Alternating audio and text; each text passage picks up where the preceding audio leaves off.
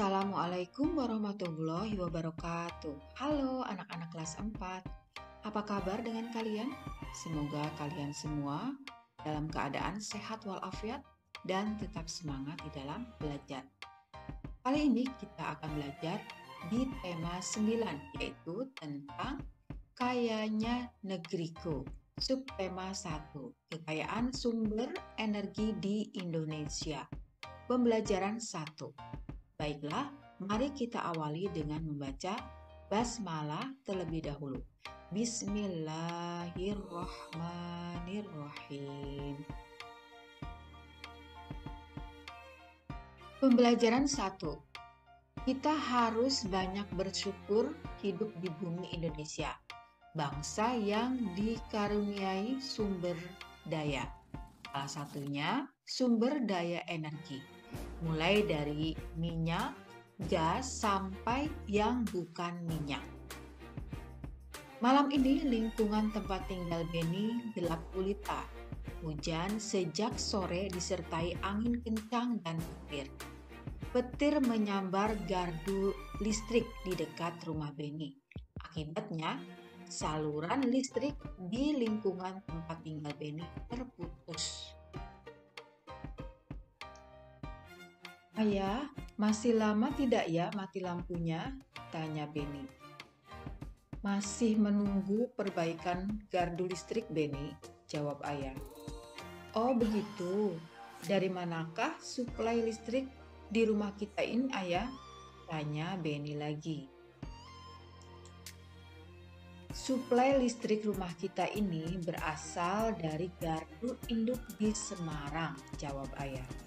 Wah, jauh sekali, kata Beni.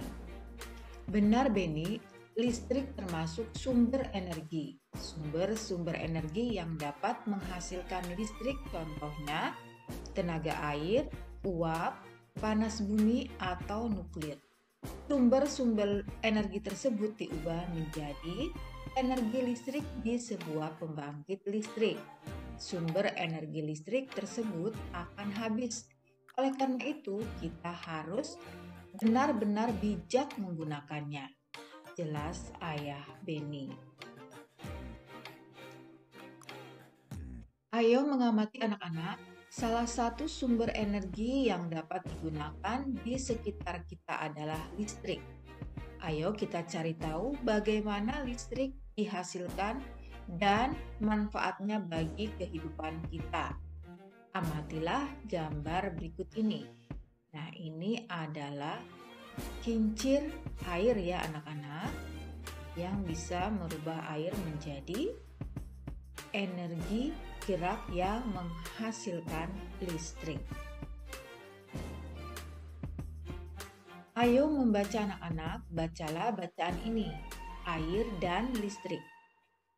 Air memiliki manfaat yang sangat banyak bagi kehidupan manusia.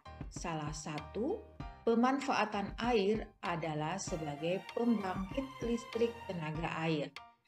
Manfaat air sangat besar dan berpengaruh terhadap kehidupan manusia. Oleh karena itu, dalam pemanfaatan air hendaknya diimbangi dengan kesadaran menjaga sumber air yang ada di bumi. Membuang-buang air merupakan perbuatan yang tidak bijak. Air dan listrik menjadi kebutuhan manusia yang tidak bisa digantikan oleh apapun. Kegiatan sehari-hari akan terganggu ketika pasokan air dan listrik terganggu. Di Indonesia, pembangkit listrik tenaga air adalah salah satu upaya yang dapat dilakukan untuk memenuhi seluruh kebutuhan pasokan listrik bagi masyarakat. Banyak manfaatnya ya. Banyaknya ketersediaan air menjadi salah satu alasan paling mendasar untuk membangun pembangkit listrik tenaga air di Indonesia. Oleh karena itu, tidak mengherankan jika di Indonesia memiliki banyak waduk atau bendungan. Waduk atau bendungan merupakan salah satu rangkaian sistem dari pembangkit listrik tenaga air. aliran air dari bendungan atau waduk digunakan untuk menggerakkan turbin yang akan membangkitkan energi listrik. Air merupakan salah satu sumber energi yang cukup berlimpah. Air menyimpan energi yang cukup besar. Aliran air mampu menggerakkan kincir yang dibangun di dekat sungai. Kincir-kincir ini akan dihubungkan dengan generator untuk menghasilkan listrik. Makin deras aliran air, semakin kencang kincir berputar. Energi listrik yang dihasilkan pun semakin besar. Nah, sekarang jawab pertanyaan ini anak-anak. Apa fungsi air dalam pembangkit listrik tenaga air itu?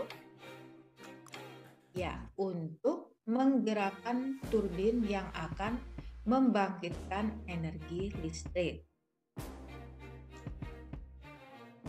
Pertanyaan kedua, mengapa untuk menghasilkan listrik perlu dibangun sebuah bendungan? Ya, karena bendungan atau waduk kekuatan arus atau gerak airnya lebih besar, sehingga dapat menghasilkan energi listrik yang lebih besar. Adakah pembangkit listrik tenaga air di daerahmu? Nah, ini disesuaikan dengan daerah tempat tinggal kalian ya. Apabila ada, maka ya jawab ada dan sebutkan pembangkit listrik tenaga air di daerahmu. Misalnya PLTA apa gitu kalian sebutkan ya. Dengan adanya PLTA atau pembangkit listrik tenaga air, ketersediaan energi listrik ke rumah-rumah akan terpenuhi. Kita pun bisa memanfaatkannya untuk menghidupkan berbagai peralatan listrik yang memudahkan kegiatan kita sehari-hari seperti lampu, televisi, dan peralatan lainnya. Ayo berlatih anak-anak, perhatikan lampu yang ada di rumahmu. Apa yang terjadi saat saklar lampu ditekan? Tuliskan pendapatmu pada kolom di bawah ini. Ya, pendapatku, saat saklar lampu ditekan, maka elektron akan mengalir dan lampu akan menyala. Saat saklar lampu ditekan, energi listrik mengalir ke lampu sehingga arus listrik berubah menjadi cahaya dan panas. Dari peristiwa tersebut terjadi perubahan bentuk energi. Energi listrik berubah menjadi energi cahaya dan panas. Nah, sekarang tuliskan peralatan di rumahmu yang menggunakan energi listrik dan kegunaannya. Ini ada tabel, nama peralatan, dan kegunaan. Contohnya, mixer, kegunaan untuk membuat kue. Rice cooker untuk menanak nasi. Blender untuk menghaluskan buah. Kulkas untuk mendinginkan makanan atau minuman. Kipas angin mendinginkan suhu ruang. Vacuum cleaner untuk atau sebagai alat penyedot debu dan kotoran. Lampu sebagai alat penerangan. Setrika alat melicinkan pakaian. AC mendinginkan ruangan. Dan TV melihat informasi atau hiburan. Nah, kalian boleh menyesuaikan ya dengan peralatan elektronik yang ada di rumah. Kehidupan manusia tidak dapat dipisahkan dari lingkungan alam maupun lingkungan sosial. Lingkungan menjadi penyedia berbagai sumber daya. Sumber daya itu termasuk sumber daya energi yang dibutuhkan untuk menunjang kehidupan manusia. Ayo membaca anak-anak. Lingkungan Kehidupan manusia tidak bisa dipisahkan dari lingkungan alam dan lingkungan sosial. Lingkungan adalah segala sesuatu yang ada di sekitar manusia yang memengaruhi kehidupan manusia. Berikut fungsi lingkungan bagi kehidupan. 1. Lingkungan sebagai tempat mencari makan. Nelayan memperoleh nafkah dari laut. Petani memperoleh sumber penghidupan dari lahan pertanian. Pengusaha memperoleh sumber penghidupan nafkah dari proses produksi, yaitu mengelola bahan-bahan dari lingkungannya. 2. Lingkungan sebagai tempat bekerja. Setiap manusia melakukan berbagai aktivitas untuk mencari nafkah. Berbagai aktivitas tersebut menimbulkan terjalinnya interaksi sosial. Hal ini juga menunjukkan ketergantungan antar manusia dengan sesamanya. Melalui interaksi sosial, manusia mampu mencapai kesejahteraan hidupnya.